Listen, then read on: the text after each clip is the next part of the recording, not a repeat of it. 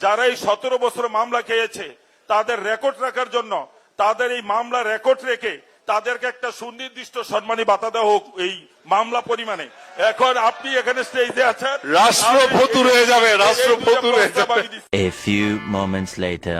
একটু আগে বললেন যে একজন, আমি শুনেছিলাম বলছিলেন যে সকল নেতা কর্মীর কেস কাচারে এসে করতে পারেনি, ঠিকভাবে গড়ে তুলতে পারেনি, তাদেরকে ভাতা দিতে হবে। আপনি রাষ্ট্রীয় তহবিল থেকে নির্দিষ্ট একটি দলের কর্মীদেরকে কি করে ভাতা দিবেন? এটা কোন আইনে আপনি এটাকে জায়েজ করবেন? তাহলে একটু আগে একজন এখানে বলেছেন যে কোন কিছু কিছু ব্যক্তি প্রতিষ্ঠান, প্রাইভেট প্রতিষ্ঠানে বিশেষ একটি দলের লোক কাজ করে, সেটা যাতে পরিবর্তন হয়, তাতে কন্ট্রাডিক হচ্ছে। ভাই, আমরা কি বলছি না বলছি আমাদেরকে বিবেচনা করতে হবে, তো বাস্তবসম্মত বিষয় চিন্তা করতে হবে। রাষ্ট্রীয় তহবিল থেকে আপনি নির্দিষ্ট কোনো দলের লোককে দিতে পারেন না, তাহলে তো যেই স্বৈরাচারকে আপনি বিদায় করেছেন, আমরা দেখেছি বিভিন্ন সময় খবর টবরে কিছু কিছু বেরিয়েছিল যে রাষ্ট্রীয় তহবিল থেকে তারা নিজেদের দলের লোকজনকে টাকা পয়সা দিয়ে থাকে। তাহলে তাদের আর আমাদের মধ্যে পার্থক্য হলো। অবশ্যই তো তাদের থেকে আমাদের পার্থক্য থাকতে হবে, মানুষ সেটাই প্রত্যাশা করে আমাদের কাছে।